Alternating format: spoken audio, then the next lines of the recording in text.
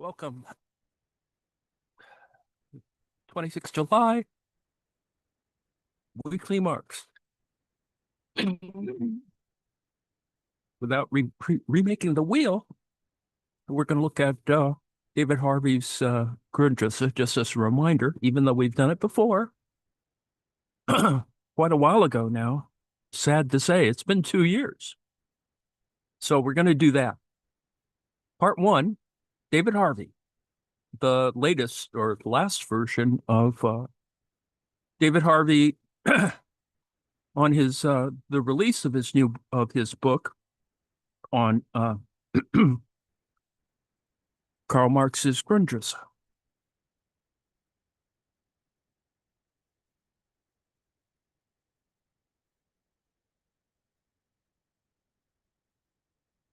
Most foundational text of Marxist political economy.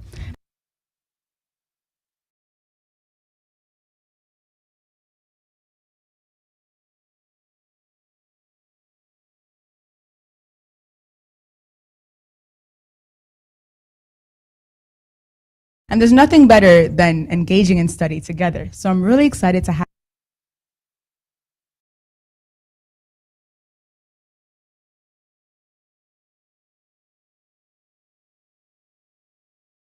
you all here in person, and to our folks online for joining in. We have folks that signed up from all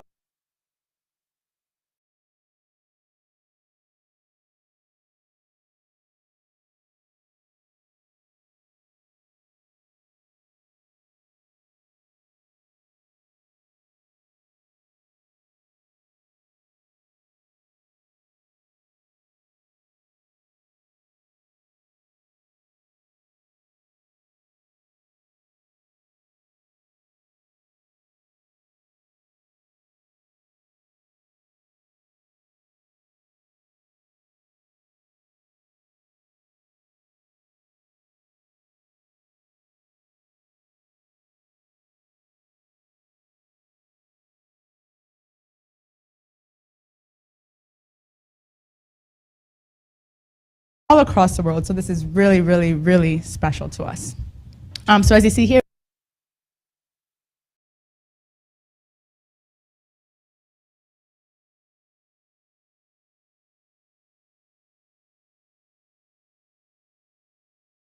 we have Marxist Companion to the Grundrisse, published by David Harvey. So today's a special day because today is the publication date. So huge congratulations to you, David. This is amazing, and we're really honored to have you here. So for folks in person, please, please, please, at any time, if you have a question, raise your hand. I'll bring the mic over to you. This is your class, so please feel free. If you have any clarifying questions, anytime, just raise your hand. And for folks online, the chat is open, so if you have any questions or comments, just type them on in. So we're really excited, and we're so excited to have you here. And David, thank you, and I'm going to pass it over to you. Well, it's my pleasure to be back here. I haven't been back here for a couple of years now, so this is great.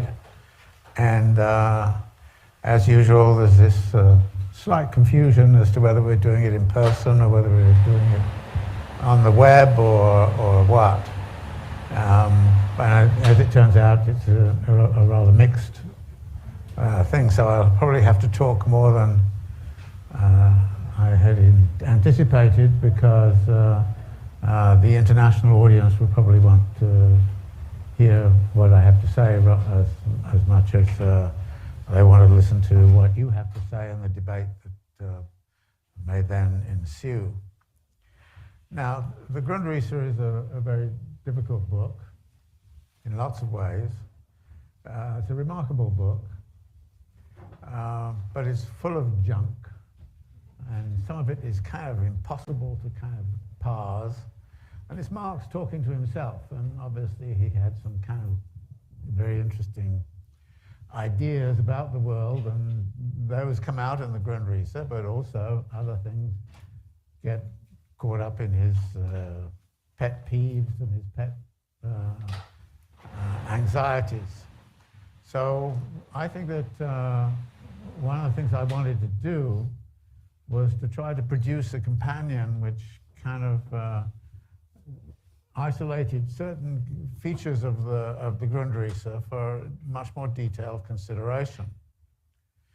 And there are many comments made about this text, many of them by philosophers, and there's a big debate about Hegel and Marx, and the Grundrisse features very large in that. I'm not incredibly enamored of Hegel. I'm not a Hegel scholar, and I'm not a philosopher, and so many of the themes that get caught up in that don't interest me so much. But the person who does interest me a lot is Marx's dialogue with Ricardo. And so it's, if anything, my bias in this class is, well, it's the Ricardian side of Grundrisse that I'm most interested in. But Marx was also caught up, as happens with Marxists in general, in political movements of various kinds, and found himself pitted against the tradition of French socialism. And the tradition of French socialism particularly took the form of Proudhon. And so Marx periodically in the Grundrisse takes off into some criticism of Proudhon.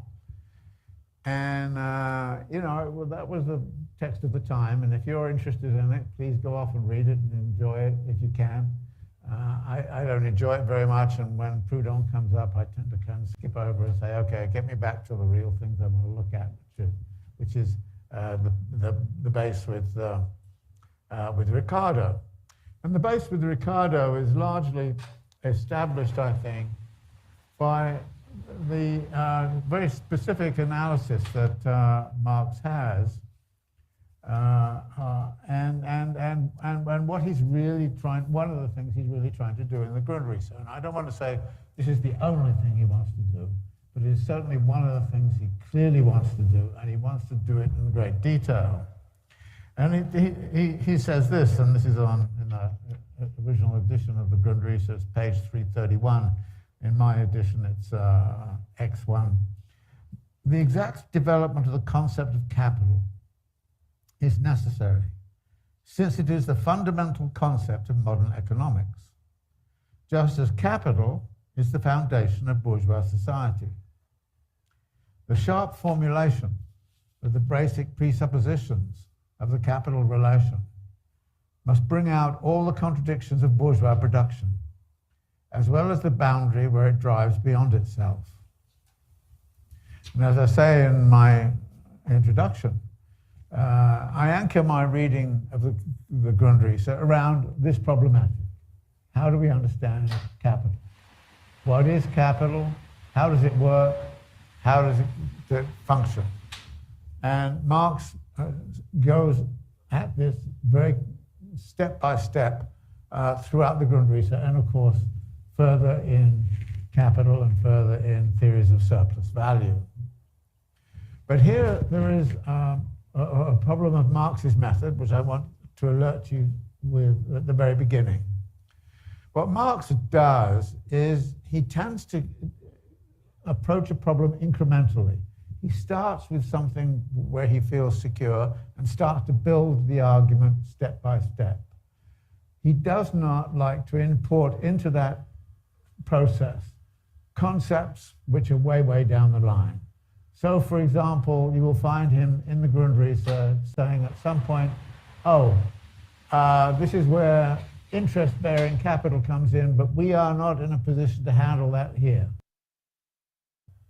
So he then excludes it. So what happens is that Marx creates a picture and a dynamic, as it were, of something, but on very restricted basis. And many of the things that he needs to do in the long run are delayed until the long run comes around. And of course, in the Grundrisse, the long run is a long way away, and so he never gets there. So what this means is that his statements about what is capital are contingent.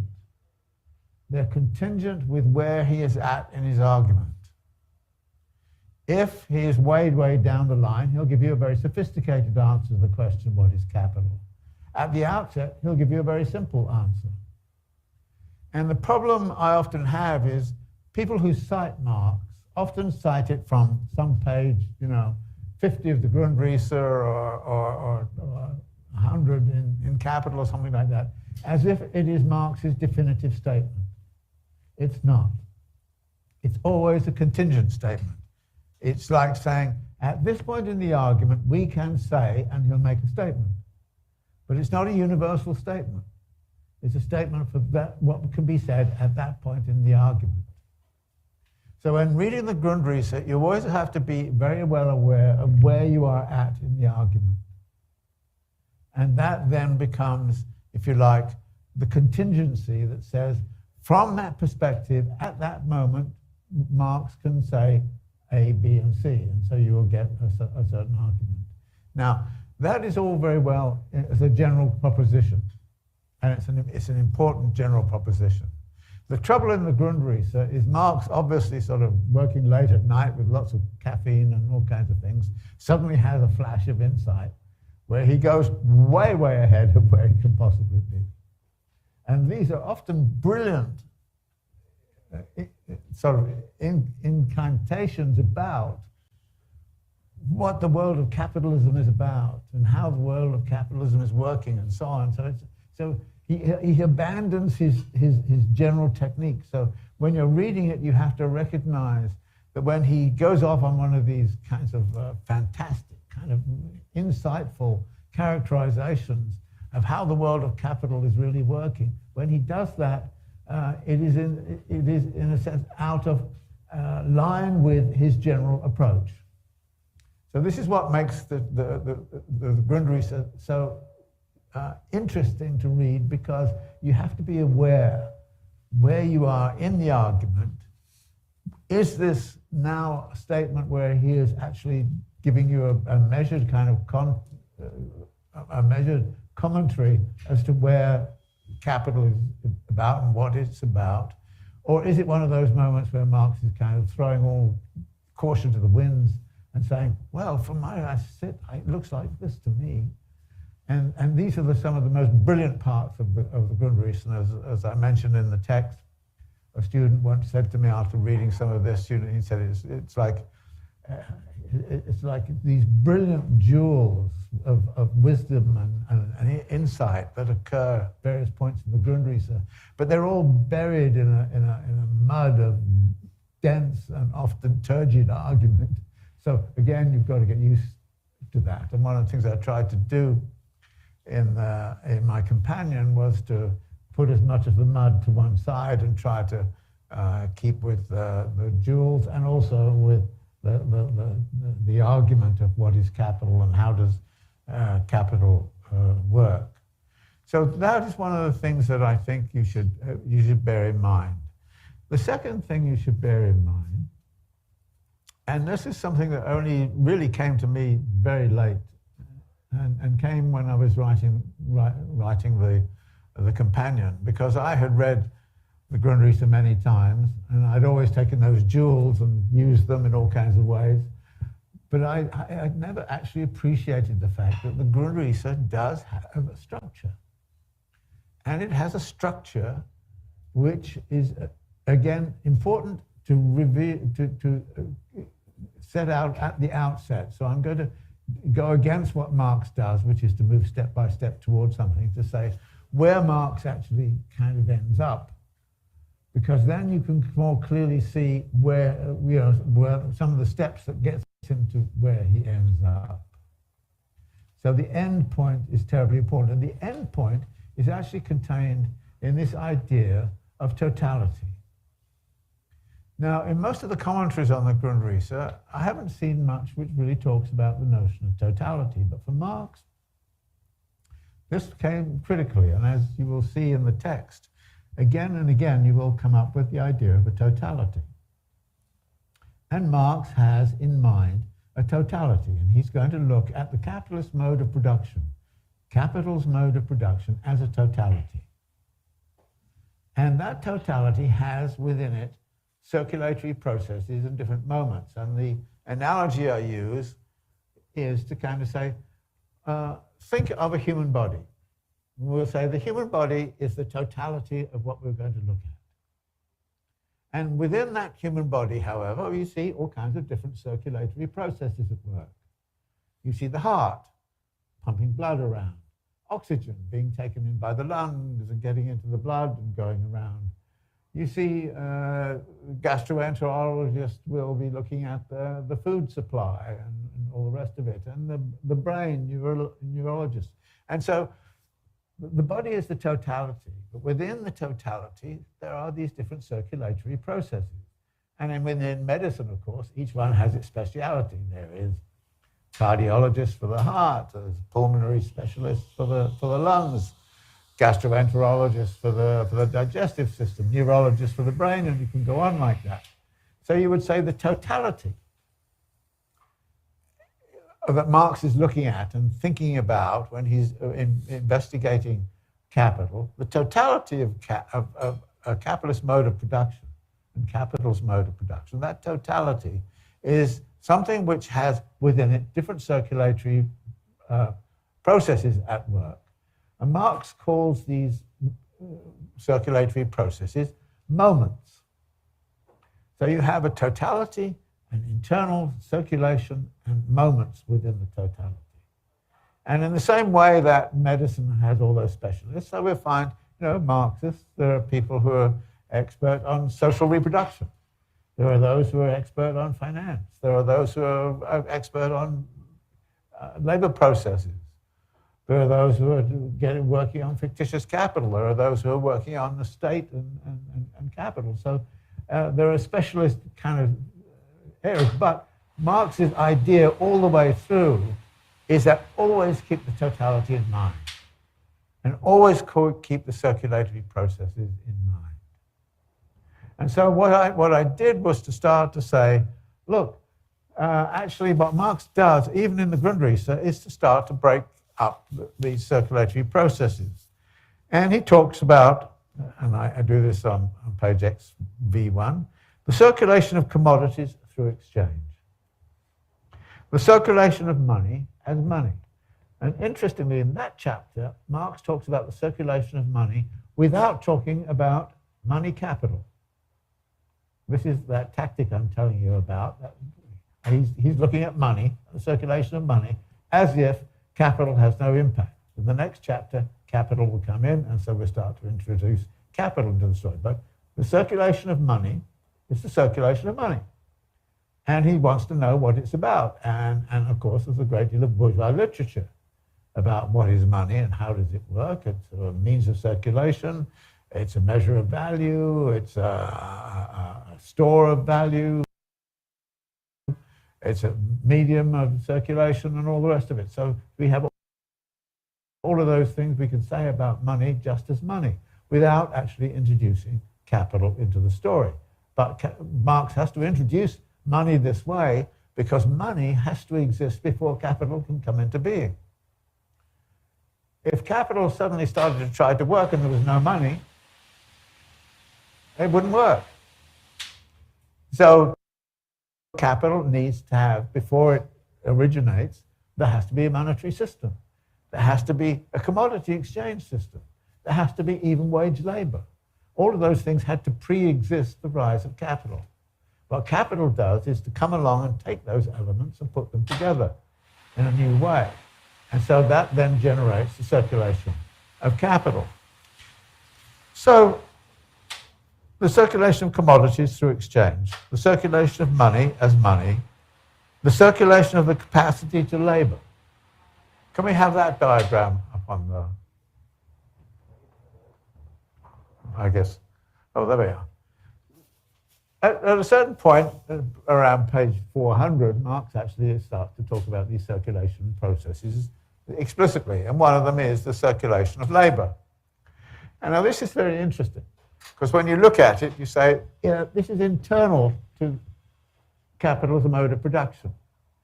Capital as a mode of production feeds off this circulation process in exactly the same way that oxygen comes into the human body in a particular way and everything else feeds off it.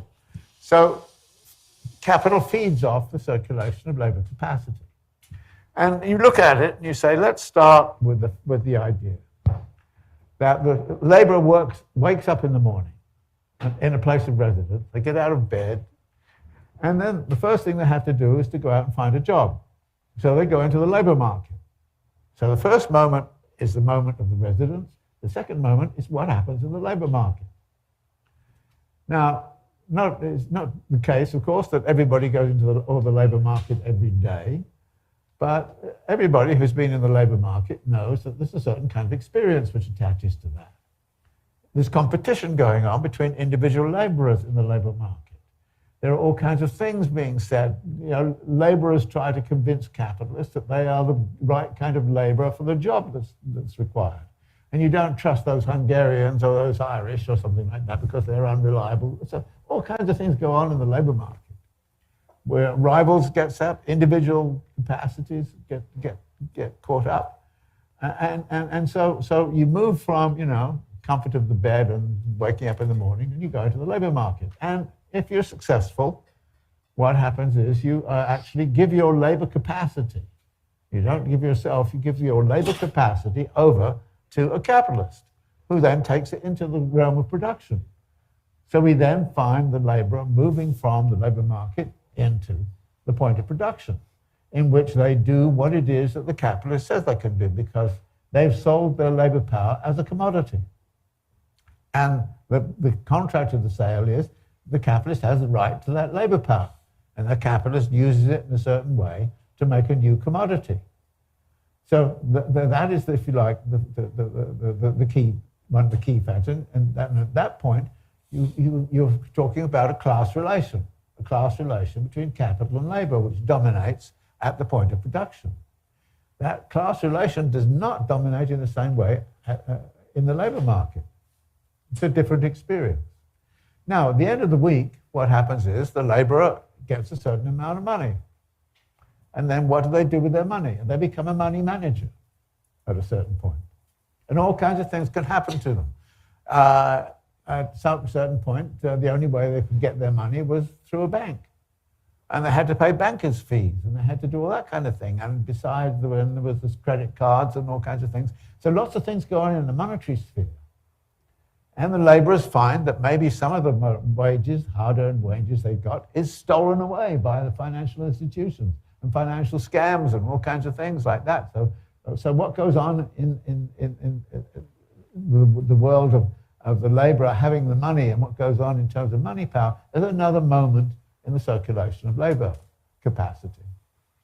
Then the laborer will go to the supermarket, buy all the goods that needed, and buy things, and buy, you know, booze or whatever. At that point, they go into the labor market, and they go into the commodity market and start to buy things that they need and want. And this is, I think, again, an incredibly important experience, because there they experience capital as a seller. Capital is selling them stuff, and when you say, well, you know, what's going on? Well, there's a lot of exploitation going on. There's a lot of, you know, stuff going on amongst landlords demanding a great deal in the name of rent, pharmaceutical companies use monopoly pricing and all the rest of it. And Marx says an interesting thing about this. He said when the laborer goes into the labor market, goes into the commodity market, they have exhausted their identity as worker. They no longer are actually having an experience of a worker. They have an experience of a buyer against sellers. And then after that, of course, the laborer will take some of the commodities back to the place of residence and will cook dinner and, you know, use them and all the rest of it. So what you see in the labor capacity is a circulatory process with different moments in it. And the different moments actually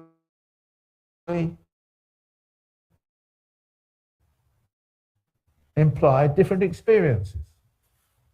Now, the habit in many Marxists is to say the only experience that really matters is the point of production. And that therefore, that is the place that dominates all else. But actually, you know, if you kind of say, what does the working person worry about most? Do they worry most about the kinds of conditions that exist in commodity markets where they're actually being exploited through monopoly pricing arrangements? Is that more important to them than the experience in the labor process? What's their experience back in the point of social reproduction? How does that work? So what Marx does then is to suggest that the circulation of labor capacity is vital to the reproduction of that labor capacity. And the politics that come out of that are rather different. The sort of fights that go on around what goes on inside of production, the fights that go on in the labor market, the fights that go on from being cheated and scammed in terms of money capacity, the fights that go on when you've got to, you know, deal with price gouging and the $15 minimum wage comes along, and what happens? There are all of those predators hanging around, you know, and credit card companies, in price gouging markets and all the rest of it. In other words, actually capitalists were quite like it.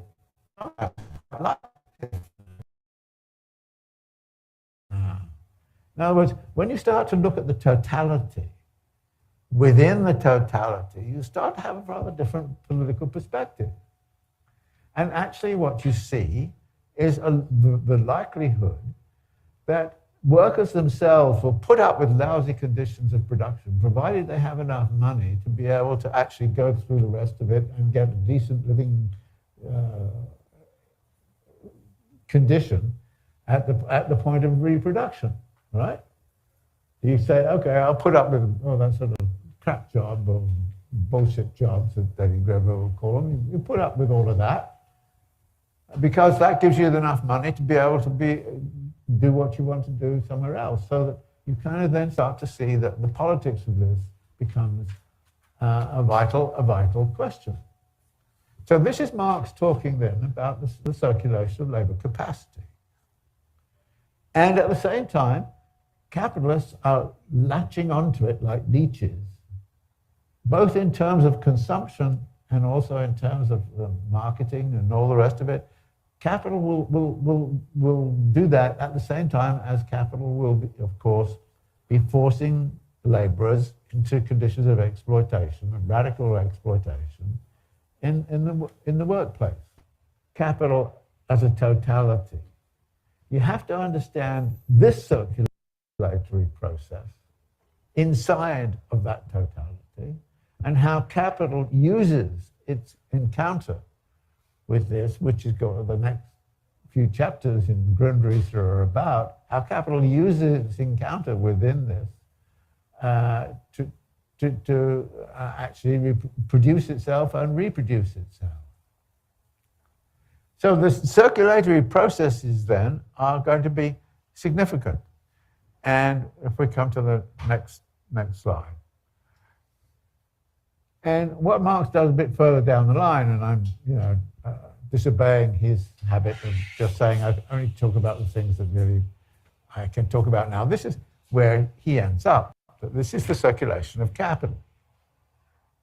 Now, it looks a bit complicated, but actually it isn't too complicated. Start at the bottom with the idea of money capital. Somebody comes along and they have some money, because the money is in circulation, and they decide to use it as capital. And what do they have to do that? The first thing they do is they go into the marketplace and they find some commodities. And two kinds of commodities are significant. One is labor capacity, labor power. The second is means of production, that is raw materials, machines, all that kind of thing. So you go in and the capitalist buys those means of production and the labor power, and then puts them to work in a labor process. which makes a new commodity. So this is the point of production. So we start with money capital, we then go through commodities, and we then go to the production process. And the production process builds another commodity, a new commodity. And that new commodity can be of various kinds. It could be luxury goods, it could be sort of wage goods, it could be means of production and so on. So that commodity is then sold for money. The value, if you like, is realized in monetary form. So you've gone from money to commodity, to production, to commodity, to money. And one of the things that you can do when you do this is you make sure you end up with more money at the end of the day than you did at the beginning of the day. In other words, you're going to do this so that you end up with more, i.e. profit. So the capitalist comes along and says, well, okay, I start with this amount of money. I want to end up the day with that amount of money plus profit.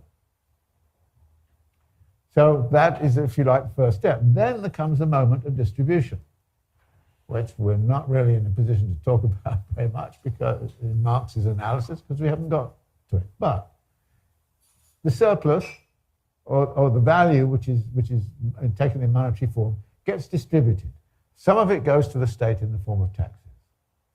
Now, Marx doesn't talk about the circulation of revenues, state revenues. He should have done. There are times when he mentions it, it's there, and it's actually terribly important in terms of state debt and all that kind of thing. But you know, some of the money that's circulating gets taken off in terms of taxes. Some of it goes in terms of wages, which we've already talked about. Some of it goes to the bankers who lent money maybe to the producers, who maybe even lent the money that the capitalists are using at the very start. So they need to get interest on their loan. So they have to be satisfied. So, and then it may be that capitalists have a hard time marketing their product. So they employ merchants. So merchants get to market the product. So, and then at the end of the day, there's the fact that you want to use the land. Landlords are going to say, if you want to use my land, you have to pay rent. So you have rent, interest, merchant capital, and wages, and so this is the distribution, the moment of distribution. And whatever's left over, the industrial capitalist who started all of this gets enough profit to keep on doing it. Now, one of the things that Marx does is to say, it's only when this system goes through the whole circulation process and then does it again, and again, and again, that you've really got capital. Before that, you've got exchange, market exchange. You've just got market exchanges going on. And you could have a society where there's lots of market exchanges, but no capital circulation. But Marx kind of says, capital is defined by the fact that it goes from that amount of money to more money coming back again and circles round and round. In other words, it's not a cycle.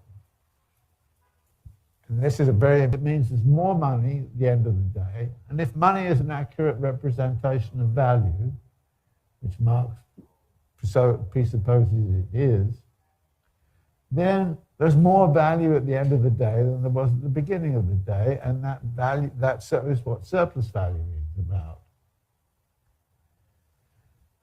So when you go through this, what you see is this kind of process. This is what Marx calls the inner structure of capital.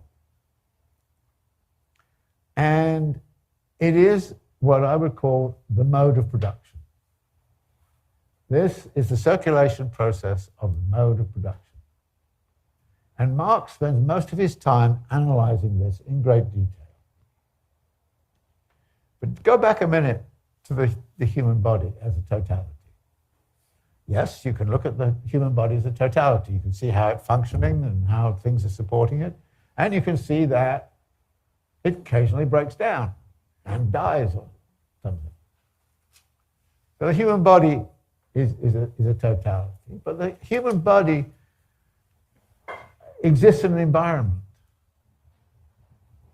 And if you want to talk about, why people die, then one of the things you have to do is you have to say, well, this has something to do with opioid addiction. It has something to do with people lost their jobs. They got depressed and they drank too much and got cirrhosis of the liver and all kinds of things like that. So the bodies it can be viewed as a totality, but they're not a totality of everything. And the body exists in a world where lots of things are going on which have implications for the body. We've just seen this terrible thing in Turkey. Well, the body did not die of its own volition almost. No, it gets hit by something. So there is an environmental configuration. So that you would never say the only cause of death is because somebody's heart stops beating, or because the neurological processes got compromised. You would always want to ask, what were the social conditions that led to the deterioration of the blood flow or the pulmonary system and so on? What were the environmental conditions? What are the environmental, what are the carcinogens that exist in the environment? So the body does not, you just wouldn't say, I'm interested in, the only thing I'm interested in is the cause of death as it occurs within a body. You want to also know a great deal about the context. And holistic medicine and holistic thinking about this would actually appreciate the fact that while the body can be understood as totality in a certain way, so it exists in a certain environment. Now the same thing is true of capital. Capital exists in a certain environment, this circulation of labor. For instance, the social reproduction of the laborer. That's very much about the social reproduction of all kinds of other aspects of the cultural world. So in this diagram, what we have at the bottom is kind of saying, look, all of this rests on the metabolic relation to nature. And therefore the metabolic relation to nature is not part of the inner structure, but it's part of the outer structure. And the outer structure is itself very often built by capital. Cities get built. Space relations get built. All kinds of things of that kind, so that there's a huge kind of relationship between the inner structure and the outer structure. And Marx tends to use the term for this social formation. So one of the things that I do is to try to distinguish between the mode of production, which is the inner structure, and the conditions in the social formation, which are about the metabolic relation to nature, about building cities, about building places, about building things of that kind. In other words, it's a physical environment. And there's also a cultural environment. How much does capital actually rely upon knowledge structures which have been passed down over generations in the labor force? Where does that come from? How about social reproduction? So there's a language here, which I think it's very useful to deploy and say, Marx is looking primarily at the mode of production. That is what he's concentrating on, and that is what we're going to end up with, is understanding that and its contradictions more and more. So that is what Marx will be really concentrating on. But he is very aware of something called the metabolic relation to nature. He's very aware of all of the implications of place building, of place construction. He's very well aware of all of those things, and periodically, when he thinks about it, he suddenly goes in and says, well, all of this depends upon human history, the activities of people learning things and doing things. So that again, the totality is there, but the totality, in a way, is a bit Chinese doll-like. The capitalist mode of production exists interior to the social formation. And in a sense, the capitalist mode of production is the engine of what happens to capital. It's the engine which is pushing expansion, technological change, dynamism, and all the rest of it. So the capitalist mode of production is the center of this, but there are all sorts of things that are going on in the social formation which are much bigger and much larger and much more complex. But Marx doesn't always say, oh no, I can't deal with that here. No, he'll swoosh in there every now and again and say, hey, we've got to think about the social formation in this case. But I think it's useful at the very outset to say, when you're reading the Grundrisse, you realize that you are dealing with step-by-step revelation of how a totality works and how there are moments within this totality, like in the moments of capital are the money moment, commodity moment, production moment, the produced commodity moment, the realization moment, the distributional moment, and then some of that money comes back in as money capital, and it goes round and round and round and creates the spiral. That is the totality that we're looking at. And that is the totality as it is actually laid out in the Grundrisse. So it's very important when you're reading the Grundrisse to recognize where you are in this totality, which part of it you're looking at. Are you looking at, fixed capital? Are you looking at investment in the built environment? What are you looking at? And to me, this creates a structure for reading, so that you're always saying to yourself, okay, I'm now at the money point where we're just looking at money, and we're not looking at anything else. All right, now I'm at the point where money is colliding with the circulation of labor capacity. And then you go on and you step by step, and you start to see emerging something like this as Marx continues. It gets more complicated, and this is a simple version of the totality, but it gets you thinking about where you are in terms of the analysis. So this is, if you like, where I would want to emphasize, and try to use this framework to interpret what is going on in the different sections as they come up as you go on. There are certain sections which are dedicated, for example, to fixed capital formation and fixed capital circulation. That has a context of circulation of interest-bearing capital, and there are various connections of that kind. But once you have it in mind that, okay, what you're looking at is the totality of a capitalist mode of production as an inner structure, then the totality of the capitalist social formation as the totality of everything. And then that leads into, if you like, specific understandings of particular kinds of circulation processes that are embedded within this overall circulation process. So that is where I'm, as I say, my ambition here is to start where Marx ends up, so that you can then say to yourself, well, this is where we're going, and this is where we look at one piece of this story, like labor capacity or money circulation or commodity circulation. This is where we'll look at it. One final kind of comment, and this will be probably taken as a bit of a cheap shot in a way. There's been a long history within Marxism of saying, what is the cause of crises?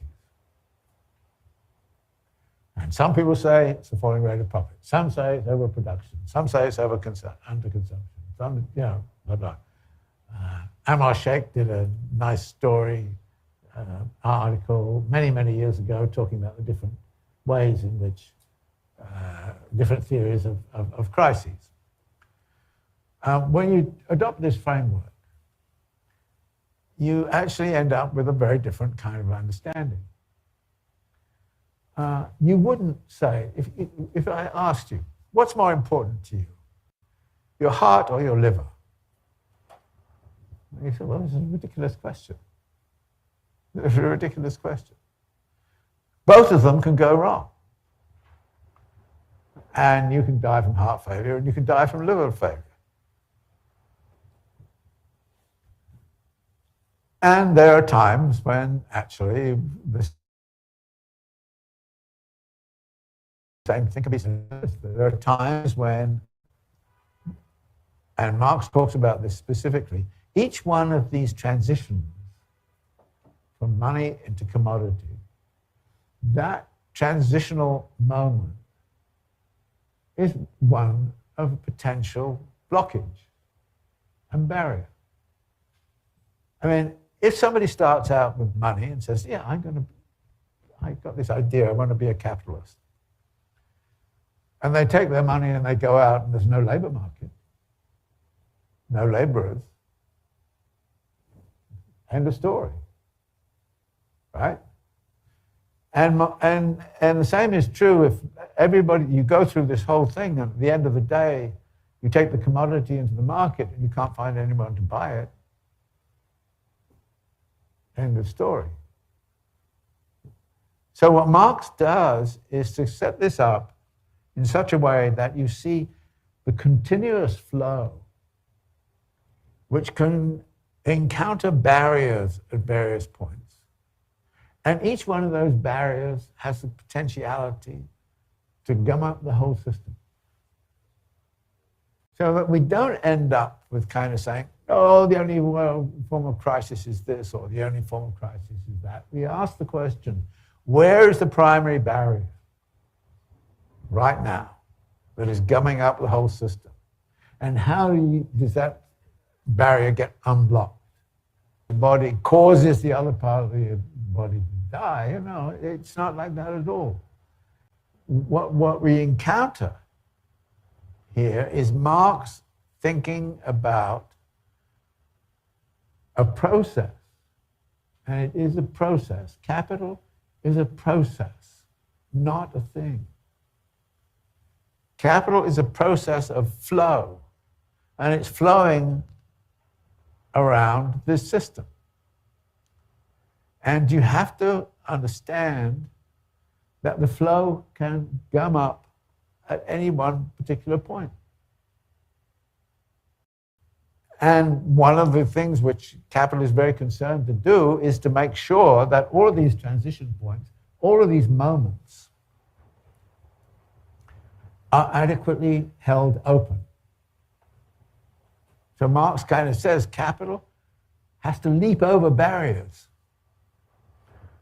It has to circumvent barriers within the circulation process. And if it can't find the labor that it needs in its own backyard, it will go somewhere else and look for it. If it can't find the land in its own backyard, it will go somewhere else. So you are looking here at a flow model.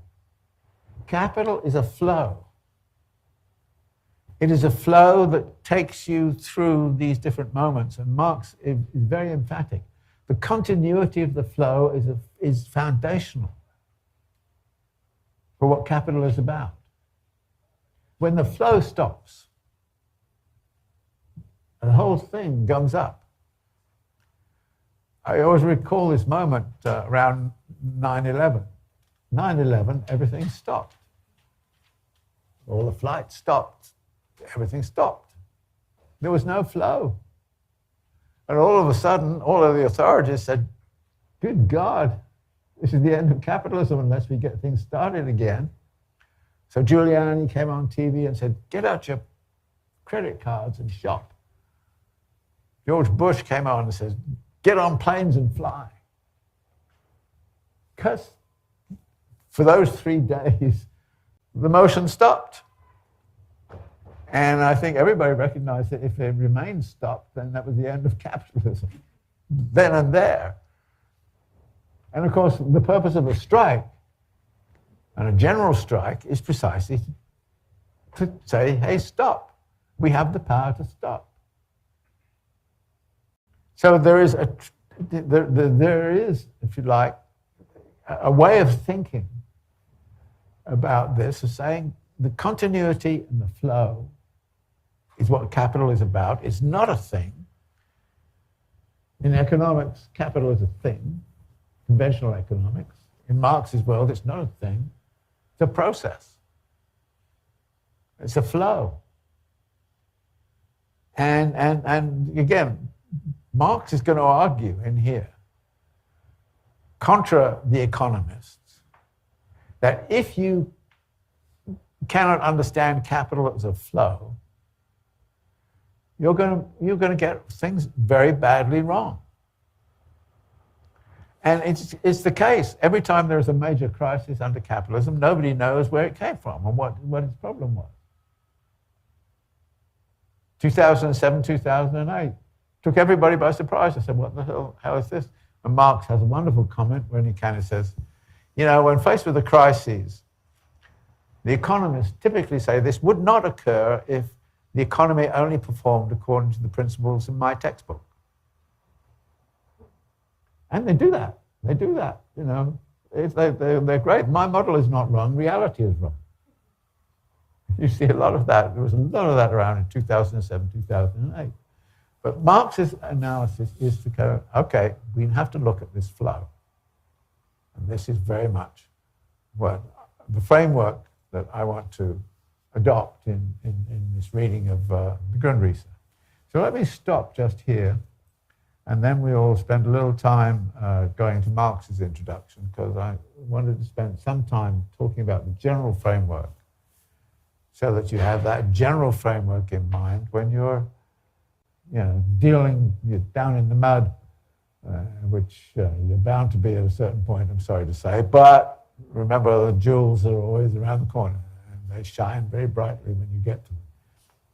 So let me just pause here and see if there are any kind of questions or comments people want to make. I'm told, by the way, that people get intimidated by me.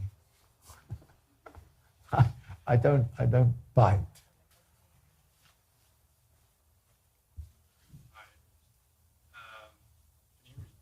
Yeah, right.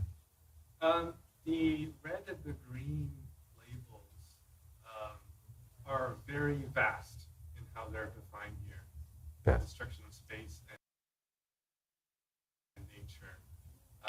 I find it a little bit difficult to understand what is and is not inside of that vast description. So is there examples or more concrete instances of those? I think that, for instance, you take the general principle which Marx lays out, which is to say all of this is caught up in the metabolic relation to nature. So that would be his general formulation. Now, the metabolic relation to nature is very, very complex. So when you get into it, and you have all the Marxist books about nature and how Marx understood nature and so on, so there is a specialism about that.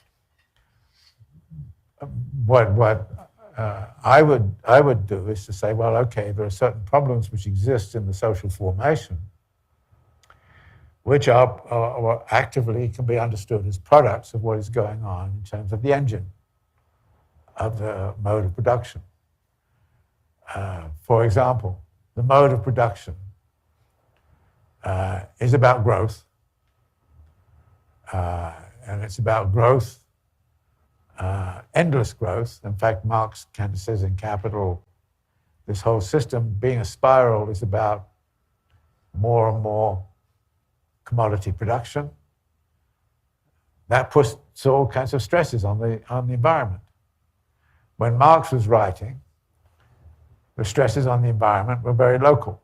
The problem was, you know, the putrid dwelling houses of the working classes in Manchester or somewhere. So that was the problem there.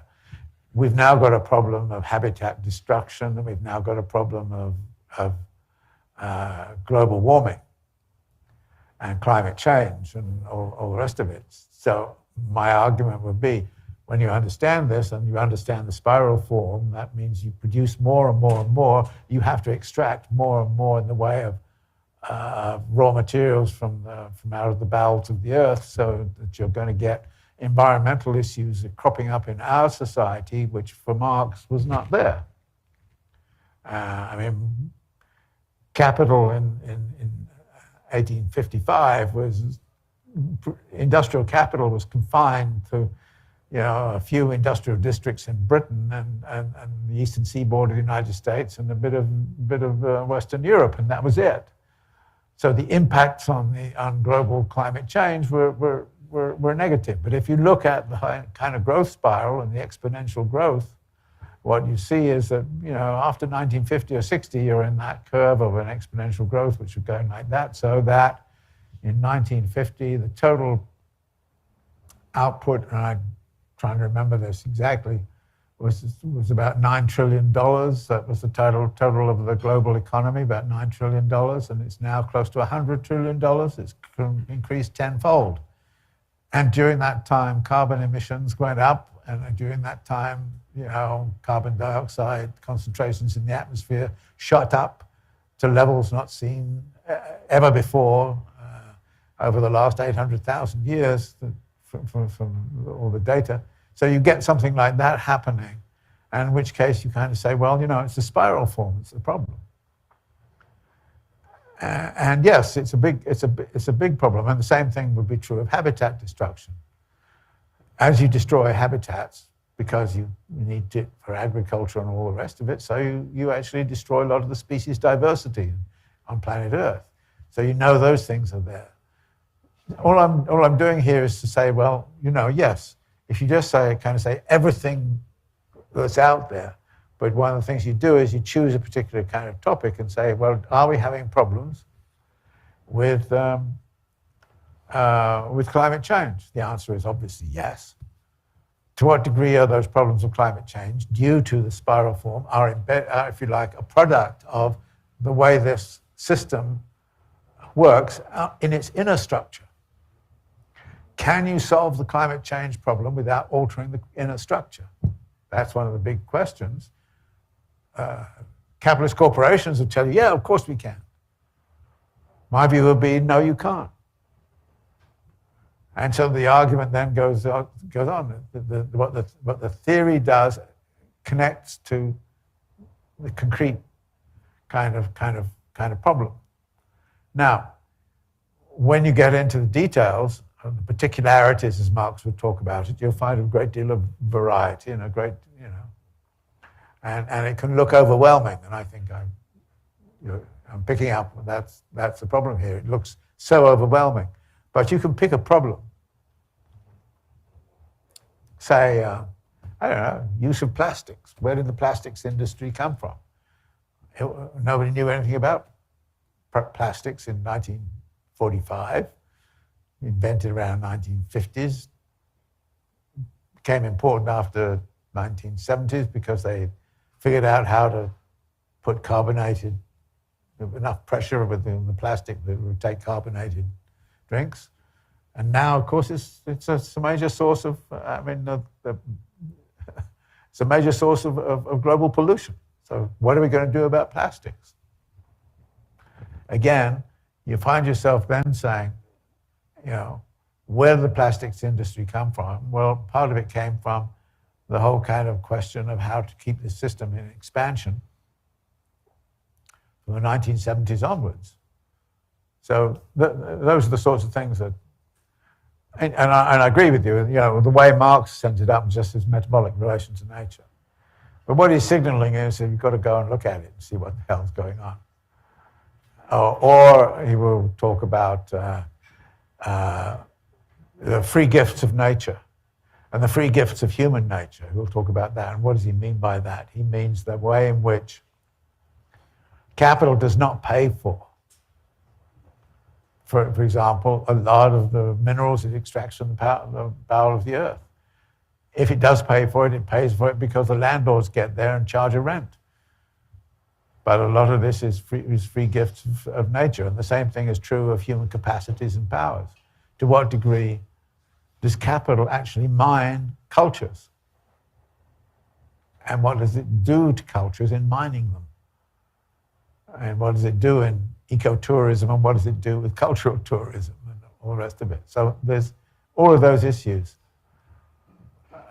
And the point I think that Marx is making is, if you have the framework, you'll know what kinds of questions to pursue and how to pursue them. And you will always, at some point or other, ask the question, what's the relationship between what's going on in the social formation and what the laws of motion are in the capitalist mode of production?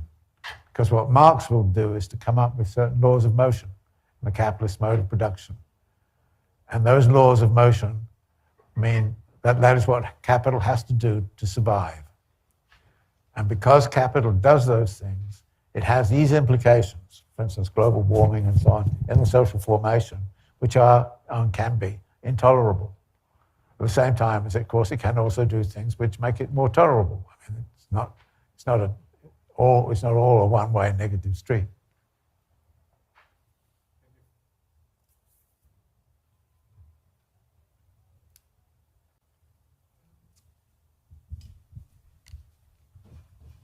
Thank you. Thank you, Professor. I was just wondering if you could comment momentarily on the text of the Grundrisse just in the context of the canon of Marx's work. I'm a little bit confused as to whether or not this was actually ever intended for publication by him, or if this was strictly just his own personal notes. And then why this text? Why choose to make a companion to this text over another? Why teach a class on this? Why is this appropriate to someone who may be a beginner to learning or reading Marx? And what's the significance of this specific text in the totality of his work and of understanding it? Well, I'm tempted to give the answer to somebody who was asked why they climbed Mount Everest, and the answer was because it's there. So I'm rather tempted to give that answer. It's a text that's there. But I think most people who encounter it realize that something special is going on in this text. For instance, all this stuff I'm telling you about circulatory processes and moments and all the rest of it is very explicitly dealt with here.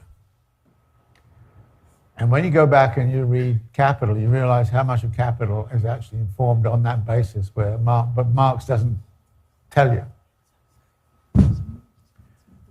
See, Marx was there are two moments, if you like, in Marx's work. One is a moment of discovery, and the other is the moment of presentation. Marx was very interested in presentation. In writing Capital, he was very aware that all this stuff about Hegel wouldn't go down with the working classes, and all the stuff that he's doing here wouldn't go down with the working classes. So he sought a language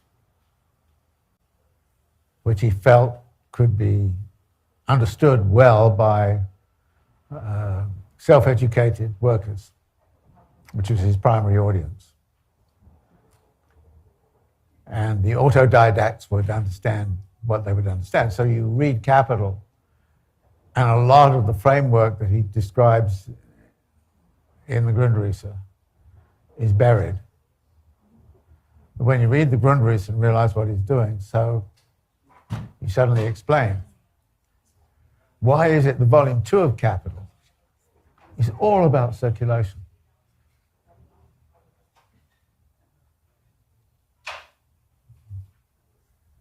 And how come people have never quite integrated volume 2 of Capital into volume 1 of Capital very well? And how would you do that? Well, you understand it better by the framework that the Grundrisse poses. The other thing, which I personally find, is there are certain issues that are important to me. For instance, I'm a geographer. I'm interested in space, time. Marx in the Grundrisse is very explicit about how capital changes spatiotemporality. He talks about the annihilation of space through time. Issues of that sort which he doesn't deal with elsewhere. So speaking personally, I've always found some of the ideas in the Grundrisse are extremely relevant to the kinds of studies I was doing on urbanization, uneven geographical development, and the like. In other words, if I was looking for a framework, a theoretical framework, for those issues, I would turn to the Grundrisse. So it just happens to be an important text to me. And I think my work on urbanization has been very much informed by the Grundrisse, more so than capital.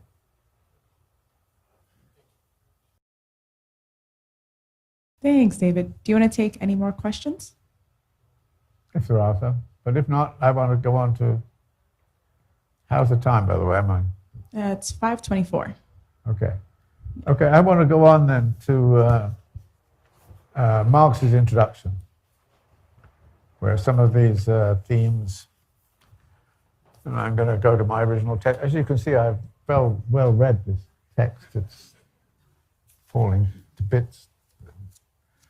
This is about the 5th version of the Grundrisse I'm on. I've just ordered another one. But what I thought I would do then is to go over Marx's introduction, which, as I mentioned, was not actually written as an introduction. It was a separate piece which got stuck in front of the main text.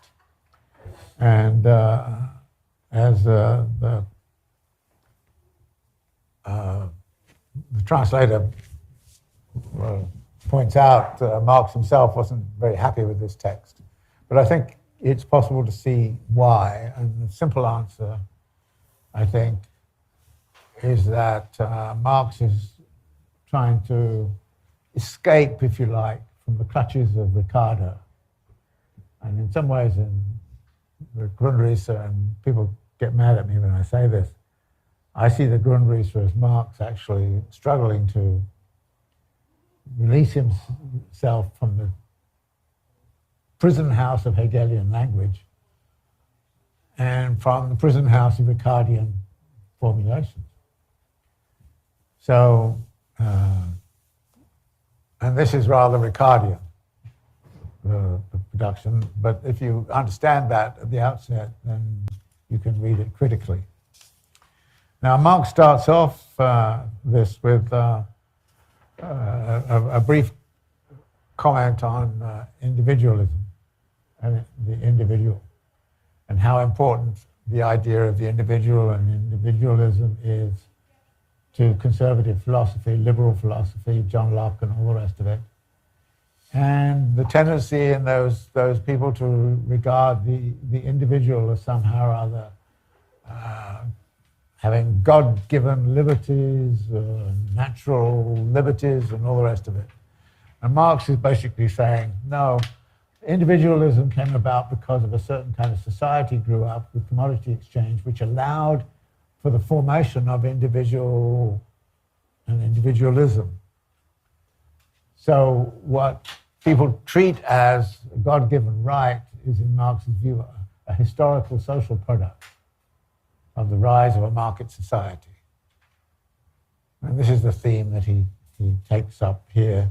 And he kind of says, well, actually, the right-wingers have this twaddle, as he calls it, where they do this nonsense of kind of pretending that the individuals existed before anything, and then the individuals came together and started to form collectivities, and Marx says history was the other way around. There were collectivities, and the collectivities started to kind of fragment and disperse and started to engage in trade, And when they engaged in trade, they started to create an environment in which it was possible for individuals to survive as individuals. But it was a social condition that allowed individualism to survive. And this has a very important political point. Because right now, the right wing goes on and on and on about how, you know, socialists and Marxists don't believe in individual liberty and freedom. That's absolutely not the case. Marx is very interested in individual liberty and freedom. He's just saying the problem is that we haven't created a form of production and a form of economy which will allow individual freedom to truly flourish.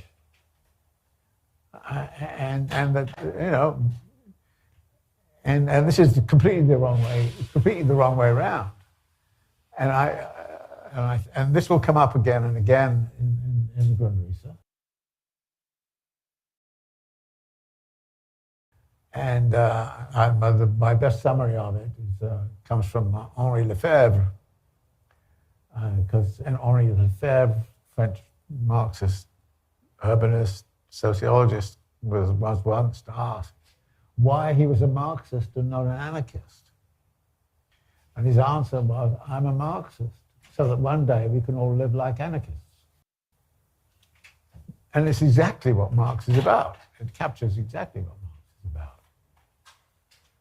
Because Marx is kind of saying, you know, the issue is to create a world in which individuals have access to the realm of freedom. And we don't assume, and if this individual liberty and freedom and so on was God-given and from the very beginning, how come we screwed it up so badly? Well, the answer is, of course, it's the state and it's the socialists and all the rest of it. But Marx is kind of saying, no. Individual liberty and freedom is only possible in a world where necessities are taken care of. As he says it in Volume 3, the realm of necessity is left behind, so that you have total free time. And Marx frequently comes back in the Grundrisse to the idea of free time. It's the mark of what a socialist society was to be about. And so this is, if you like, the opening salvo in here is kind of saying, you know, the origins of liberal theory is in a fantasy. And it's a fantasy that individualism is natural rather than socially created. And he uses the kind of example of Robinson Crusoe, which was also used in Capital. Robinson Crusoe was Defoe's fable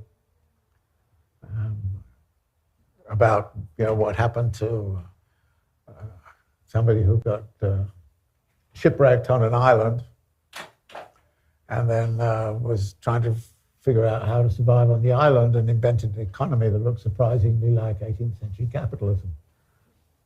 And Marx kind of says, well, you know, he recovered from the wreckage as a pen and paper and pencil and could act like an 18th century businessman. So Robinson Crusoe was good.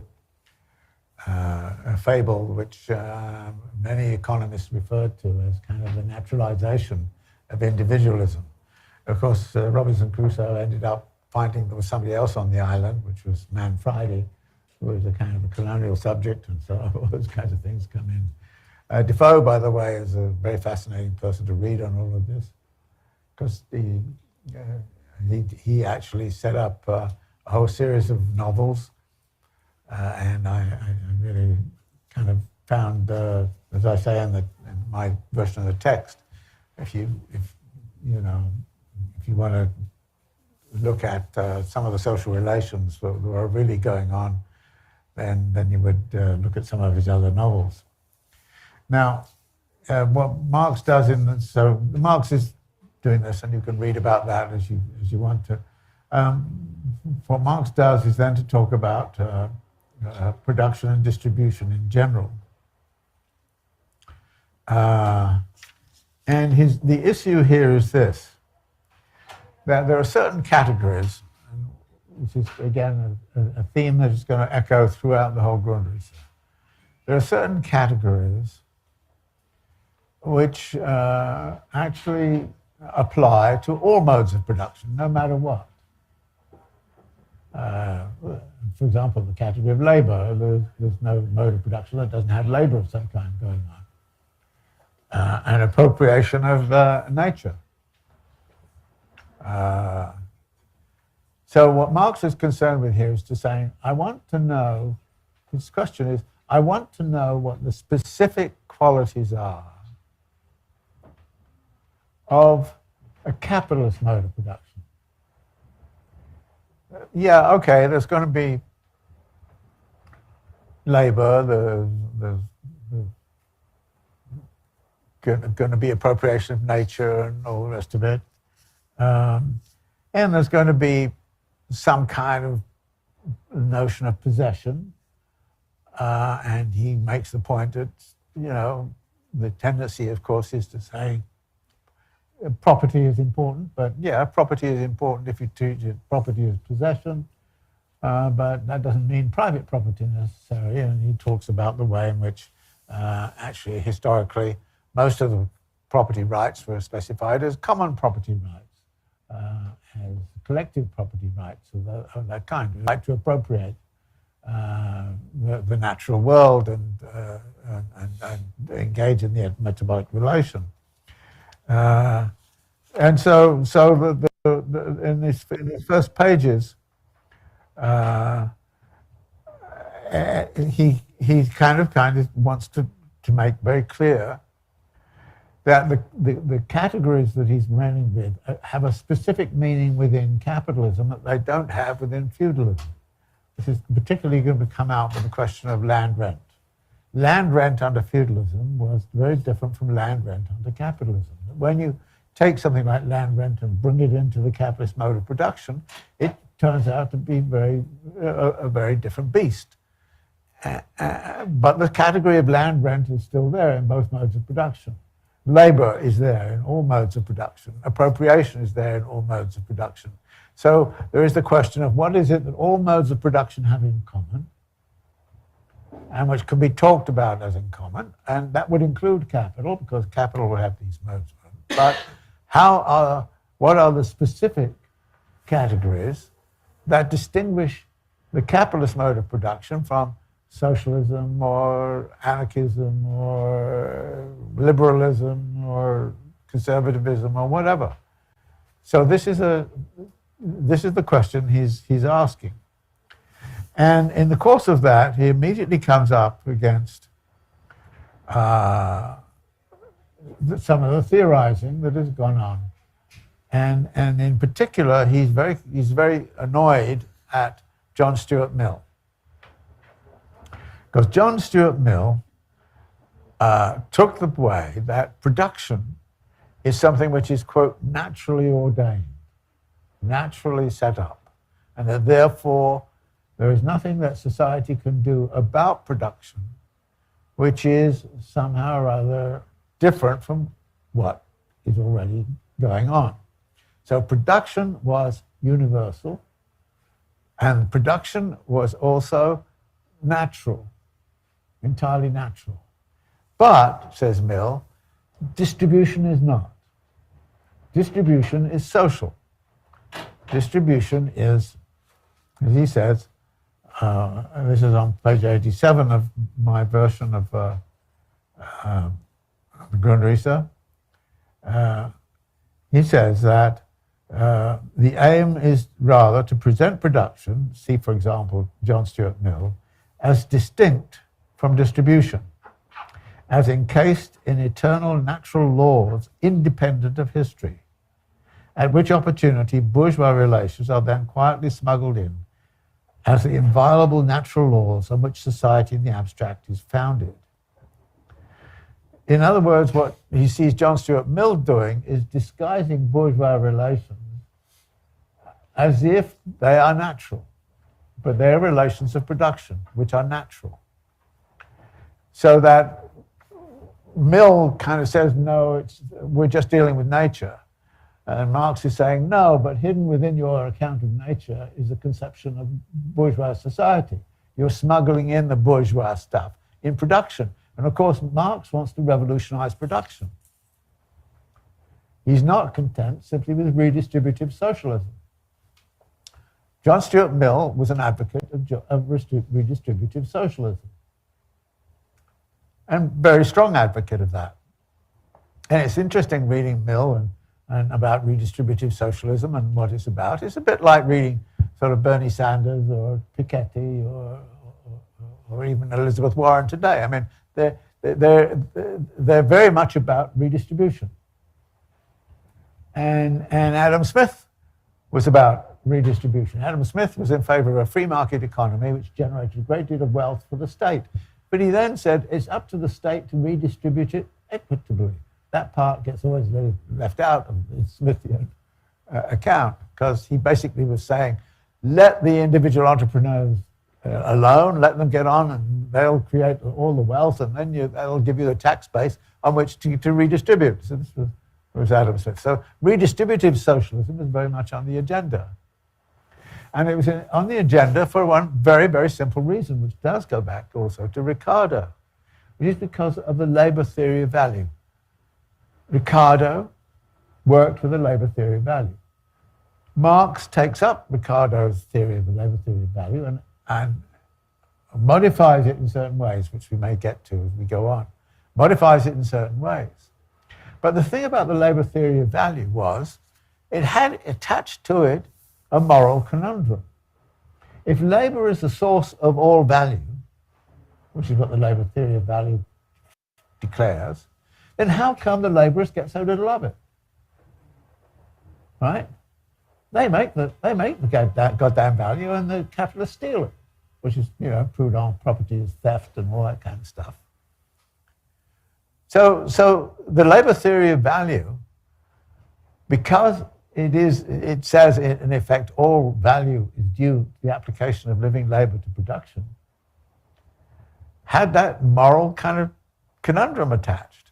And the result was the whole school of Ricardian thinkers in the 1820s, 1830s, 1840s, who were saying basically, look, this is wrong. This is morally wrong. They're the ones who, so we need to redistribute it. And that, of course, connected very much with John Stuart Mill. So John Stuart Mill was at the apogee, if you like,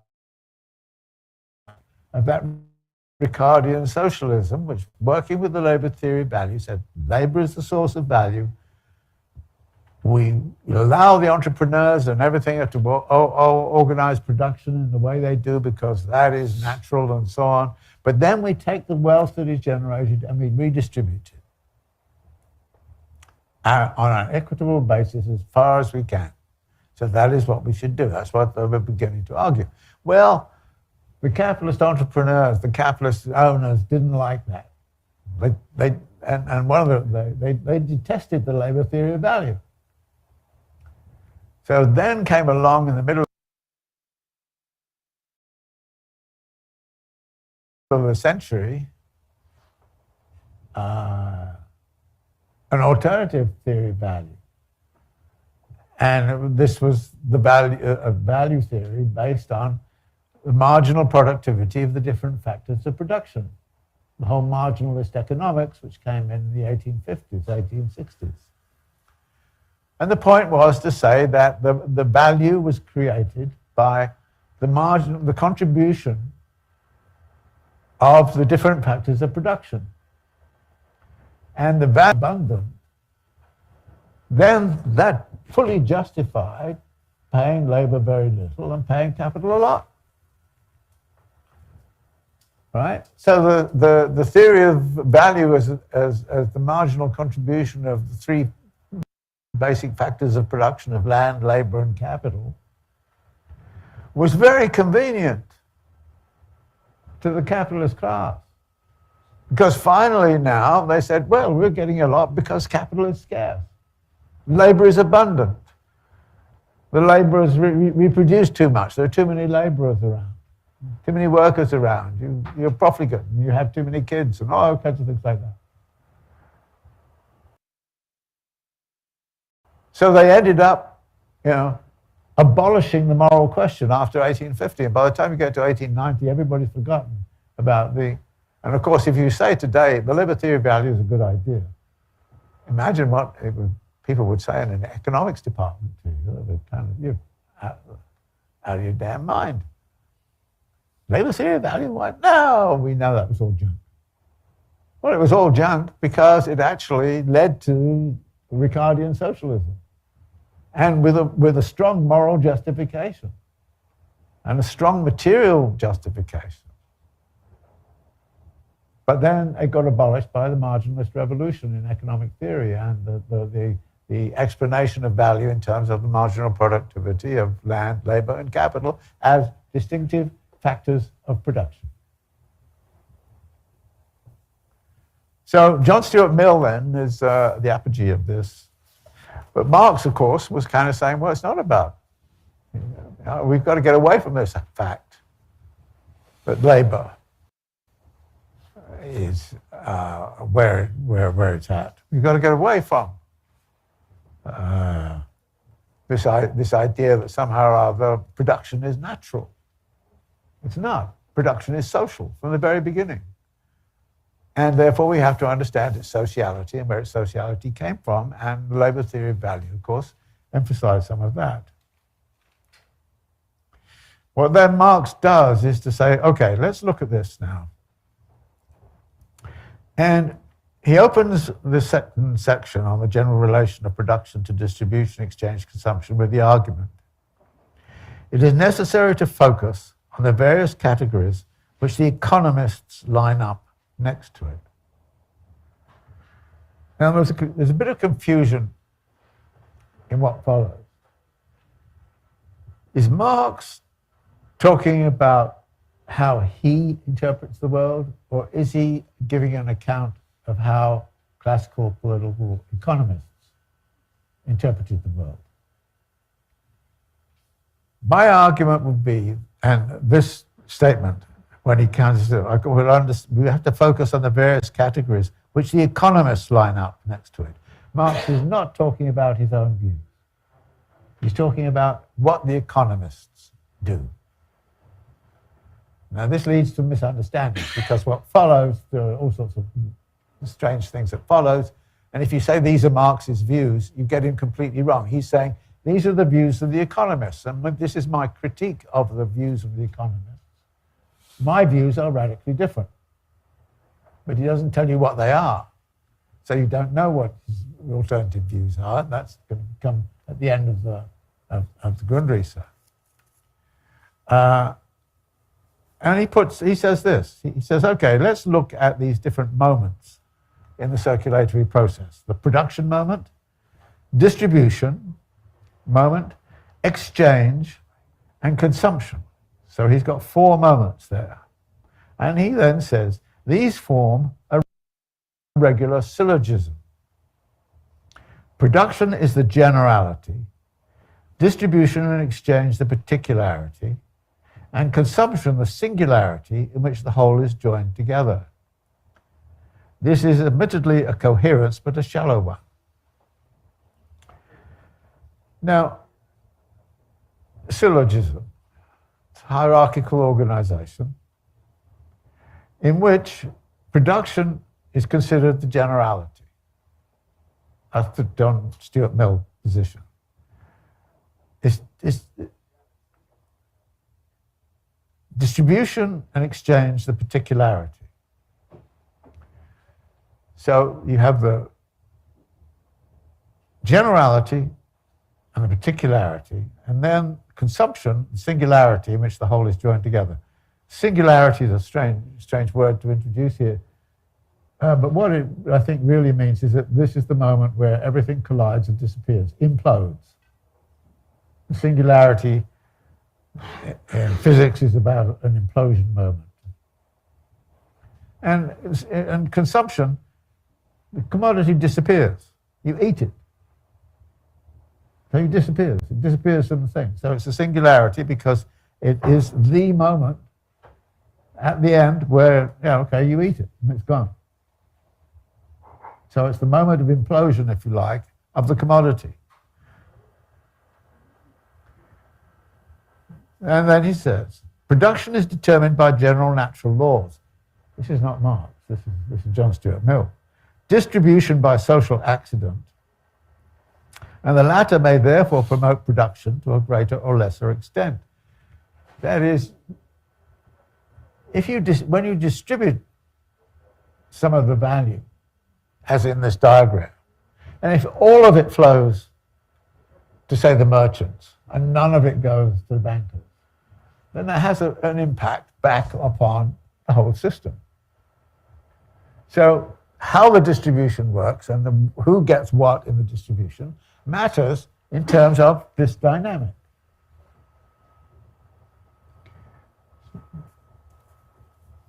And then he starts to say, well, let's do the next section.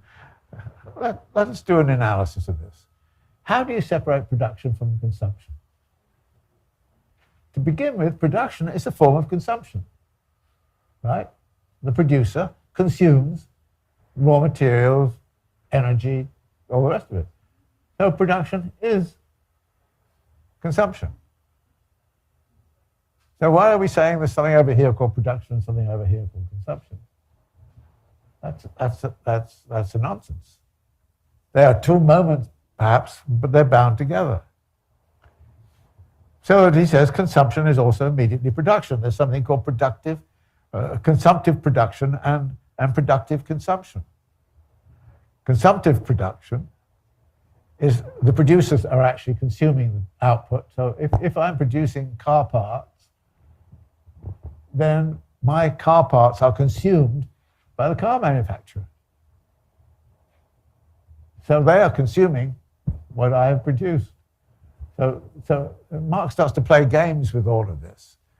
And I'm not going to go through them all because, after a while, your head starts to whirl because production is consumption, it's part of, it's everything. But again, Marx uses the language of moments. The act of production, he says, is therefore, in all of its moments, also an act of consumption.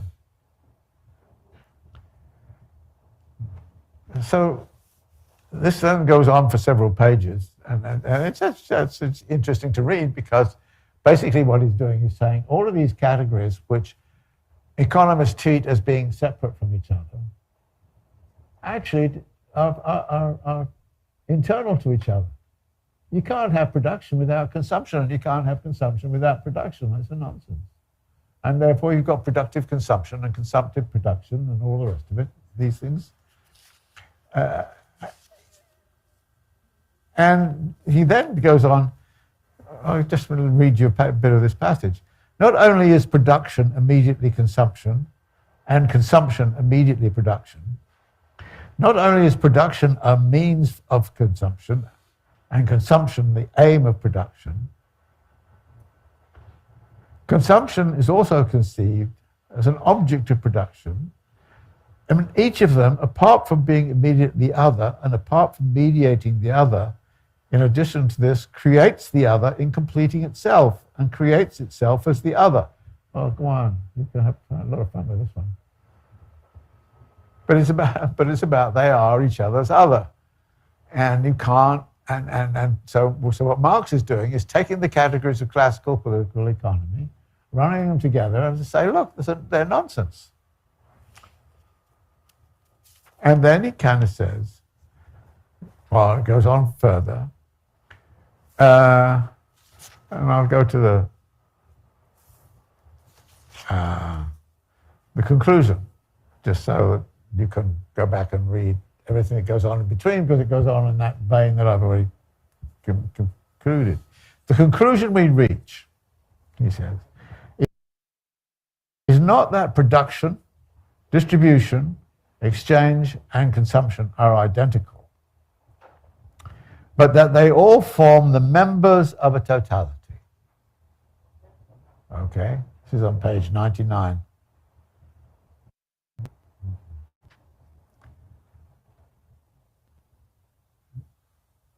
They all form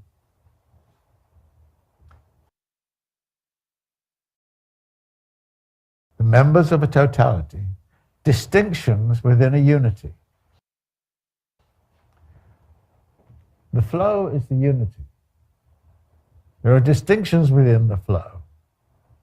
So this is Marx beginning to extract, I think, some of his own meanings. Production predominates not only over itself in the antithetical definition of production, but over the other moments as well. Production predominates over itself. Well, it's interesting because what is being produced at that moment of production? One thing is you are producing a commodity, a thing, which is going to be sold in the market. But you're also producing profit, surplus value. Which is more important to the capitalist, producing the commodity or producing the surplus value? You produce the commodity in order to get the surplus value. So it's the profit you're after, right? And if you're after the profit, you've got to produce the surplus value, which means you've got to produce a commodity that congeals surplus value within itself. And that has to be done through the act of production. So again, these are distinctions within a unity, distinctions within a process. And then he goes on, the process always returns to production to begin anew. That is, you go through again, and again the spiral form. That exchange and consumption cannot be predominant is self-evident. Likewise, distribution is distribution of products, while as distribution of the agents of production, it is itself a moment of production. A definite production thus determines a definite consumption, distribution and exchange, as well as definite relations between these different moments. It's the relations between the moments which Marx is after. Admittedly, however, in its one-sided form, production is itself determined by the other moments. For example, if the market, i.e. the sphere of exchange, expands, then production grows in quantity and divisions between its different branches become deeper. A change in distribution changes production. You know, this is where we start to see the tautologies that Marx talks about, the tautologies building. Finally, the needs of consumption determine production. Mutual interaction takes place between the different moments. This, the case with every organic whole. Right? The word whole here is totality, of course. But it's organic. It's not mechanical. It's organic and it's growing. It's like an ecosystem. Now, this is very different from some other mechanical notions of totality that look like a machine engine or something of that kind. This is a biological, an organic whole, an organic totality which is expanding, growing, pushing. And it's the continuity of this process. And you look at this and you say, oh, yeah, there is a moment of production which we can talk about. But that moment of production, we can't understand its meaning by taking it out of the whole totality of movements and moments. So this is, if you like, what Marx is doing here. He's beginning to say, okay, I'm going to use these terms like production, consumption, exchange, you know, and the like. I'm going to use these, but I can't use them in the way that classical political economy used them. Because classical political economy assumed they were separate entities and that the entrepreneur came along and put the three together or put the four together or whatever. No, what we have is a process with different moments in it. And those moments are critical for creating surplus value, which can be appropriated by the money capitalist who starts the whole thing. And that is where the spiral form comes in. So this is his argument he's making here, and it's a critique of classical political economy, and it's, I think a very profound one. But again, you're not going to get the critique unless you recognize that when Marx talks about the syllogism and all the rest of it, he's not talking about his own way of thinking of things. He's talking about classical political economy, the way they set things up. And he starts to dismantle that and then say all of these concepts like production and consumption have to be understood in relationship to the totality of the circulation processes. They are moments within that circulation process, and each moment relates to the other moments. Which comes back to what I was saying earlier. Any one of these moments can be the point of stoppage. Any one of them. This leads to the third thing where Marx talks about the method of political economy. And this is Marx doesn't talk about his method very often. This is one of the rare cases when he does. And my sense of it is that he's always uncomfortable talking about method because he's very nervous about people taking a method and standardizing it, if you like, and saying, oh, well, this is what you do. He's living in a much more complex world. So he wants to be very cagey about his method. My own view is that you learn Marx's method by watching him do it. You learn from watching him work. And in some ways, I've been trying to give some sense of how he works through his critique. And that I think is just a very interesting way in which to think about his method. But what he tries to do here is to actually describe certain aspects of his method in some detail. And I think that one part of his method is to kind of say, how do we discover things and how do we present things? And as the opening, he does this. It seems, he says, correct to begin with the real and the concrete,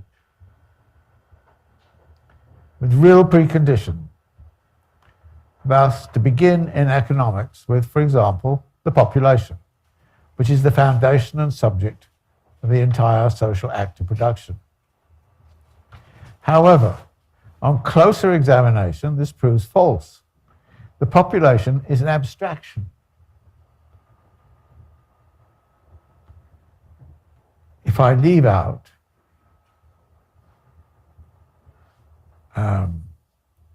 the classes of which it is composed. These classes, in turn, are empty phrase if I am not familiar with the elements on which they rest, e.g. wage labour, capital, etc. These latter, in turn, presuppose exchange, division of labour, prices, etc. For example, capital is nothing without wage labour, without value, money, price, etc. Thus, if I were to begin with the population, this would be a chaotic conception. Remember the phrase chaotic conception. He's very nervous about hitting chaotic conceptions. So what he does is he says, population doesn't mean anything. It's a chaotic conception until you start to break it down and look at the classes and look at all those things. And as you break it down, so the concept of population starts to become less and less relevant. And then he kind of says, from the imagined concrete towards ever thinner abstractions, lead me to the simplest determinations. You start with population. What happens is people go down further and further and deeper into the elements that comprise population. right the way down to, I don't know, ethnicity, religion, all kinds of things of that kind come into the picture.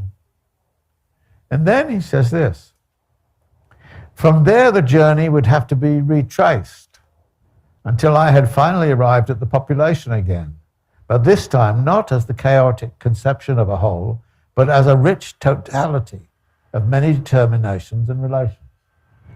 If you start with the population, it's a meaningless kind of concept, and you start to go down further and further and further.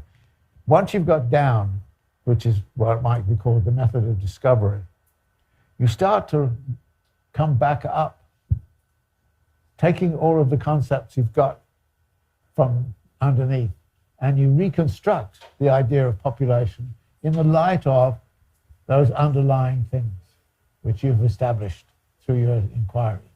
It's a method of descent and the method of ascent, as he calls it. And the method of ascent is, he says, the true scientific method. But you can only get to that true scientific method by doing the descent first. So his method, therefore, is, okay, start with something concrete around you and go down deeper and deeper well into all of the differentiations that exist, all of the determinations, then come back to the surface. Irrigate, if you like, the surface. It's like going down a deep well. Bring the water back to the surface and irrigate the surface with your findings, which is, by the way, one of the lessons I give to people writing PhDs. That's what you have to do. You have to go down a well, get all of your things together, and then bring it back up. And there are those people who go down a well and you never see them again. But then the point is, as Marx says, to bring all of those things back to the surface, where you now understand population as not a chaotic conception. And he goes on to say that this is not a chaotic conception. But, he says, you now understand the population as a rich totality of many determinations and relations. Again, this comes back a little bit to what you were asking. When you've got all of this stuff together in terms of this conceptual apparatus, and the purpose of theorizing, if you like, is precisely to be able to come back to understand what's going on in the population at a different level. And that is the method of ascent. And as he says, this is very specific. This also leads, however, to something terribly important, which is the notion of abstraction. What Marx is doing is saying, we're dealing with totalities. But in order to deal with totalities, we have to be prepared to abstract them. I've abstracted the human body as one way of thinking about totality. I abstract the mode of production. I abstract the social formation. And this allows me conceptually to grasp what is going on. And that is what the Grundrisse is trying to do, is to conceptually grasp what is going on in terms of what capital is about and how it works. So the introduction then is very much about doing this. There are other issues that arise in the introduction. I don't know, I think we're probably out of time, right? What's the time? We've got about a few more minutes. But I'm going to stop here and then ask if you have any immediate questions about this.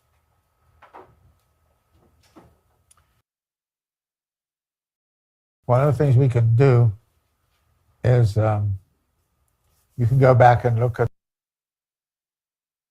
the stuff we've done, and next week we can have a sort of brief 5 or 10 minutes on any questions that arise as you do that. Right?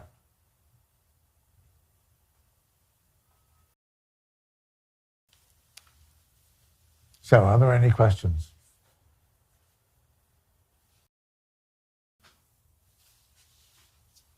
Yeah? You mentioned I think you need... you mentioned Yes. Great. You mentioned part of the critique is the Ricardian socialists, and then you talked about the marginalist revolution. So is both of these camps Marx's target in his work? Like Marx is also engaging with the marginalists and also trying to refute their positions as well as the Ricardians? He doesn't directly take on the marginalists. He does take on the idea that value is constructed out of the three major: land, labor, and capital. Because actually Adam Smith theory of value Adam Smith has a labor theory of value, but he also has the idea that you add up the value of land, labor, and capital as a theory of value. So Adam Smith has that. It doesn't use the marginalist argument. So Marx does critique Adam Smith on that, but not the marginalist revolution directly. But he was aware it was happening at the same time as kind of right. Yeah, I don't see him as terribly aware. It wasn't as if he was reading the economic journals and things like that. Any others?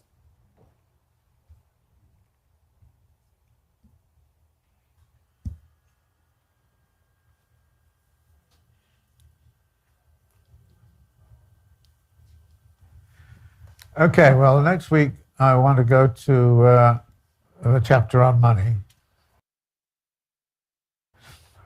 which is heavily influenced by critique of Proudhon, which I systematically avoid.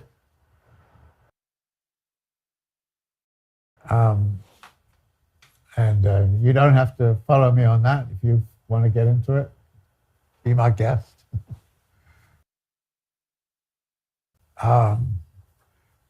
But like I said, it's largely going to be a thing about how does money circulate.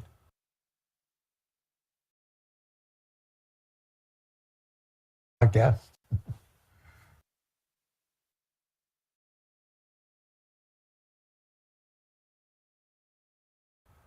And what are the consequences of monetary circulation?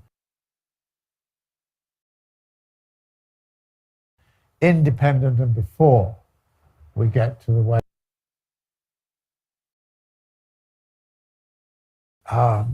in which money is used. But like I said, so remember that is because largely going to be a thing about how does money circulate.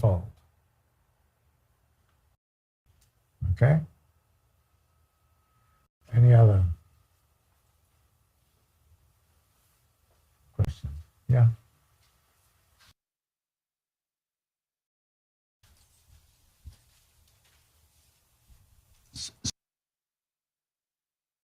So you mentioned at a certain point in this text, he says, okay, now before we go any further in the analysis of production, we need to see what the presuppositions of the economists are. Prior to him making that statement, is he more straightforwardly talking about his views, or because it's...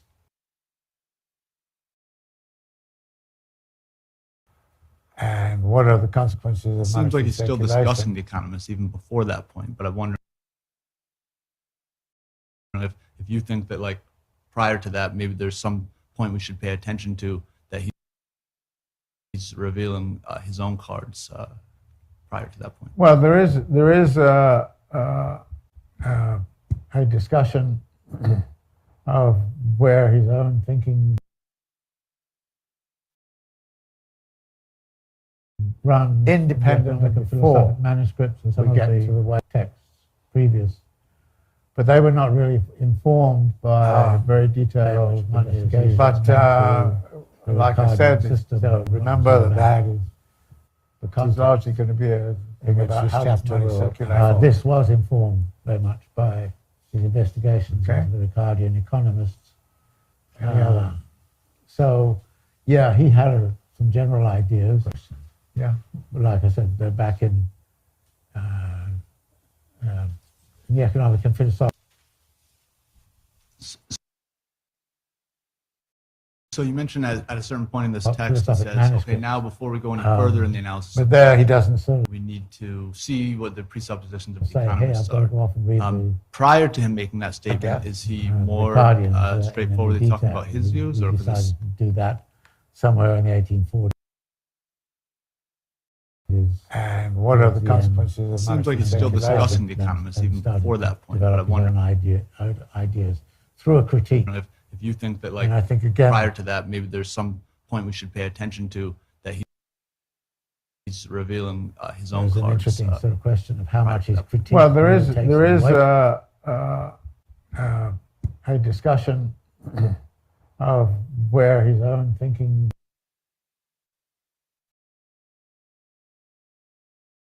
run independently of the before philosophic manuscripts and some we of get the to the white texts previous. But they were not really informed by very detailed investigations. But like I said, remember that it's largely going to be a thing about how does money circulate. this was informed very much by his investigations of the Ricardian economists. So, yeah, he had some general ideas. Yeah. But like I said, they're back in the economic and philosophical. It runs on a bit, sorry to say, and I think So you mentioned at a certain point in this Well, text, it philosophic says, okay, manuscript. now before we go any further in the analysis, But there he doesn't sort of we need to see what the presuppositions of the say, hey, I've economists got to are. go off and read Prior to him making that statement, is he more Guardian, straightforwardly talking about his views, or we this? decided to do that somewhere in the 1840s. hell. There we go. Harmony. All right. Saying that we may look at another, may not, perhaps it might not be the section on money. It might be a further on in the Grundrisse, but I did want to do weekly marks on the Grundrisse simply because we need to fill in part of it, partially because it is necessary to refer back to it, as many authors have, in the context of doing volume 3. So there is a purpose in doing all of this, because the Grundrisse loomed large in some of the other commentaries, as it has in general in terms of revising Marx, revising our views of Marx in the 21st century. So as I've introduced a couple of different readings this past couple of days on the idea that we really should be looking at a combination of these kinds of matters. And of course, other folks have been doing the same sorts of things. And they're sorting out what perhaps has been a series of, I don't know if they're misunderstandings, but it is, as David Harvey says, going down rabbit holes of one variety or another, which did occur in the latter half of the 20th century. And needless to say, after 150 years, we probably have to go back and sort some stuff out. So I'm going to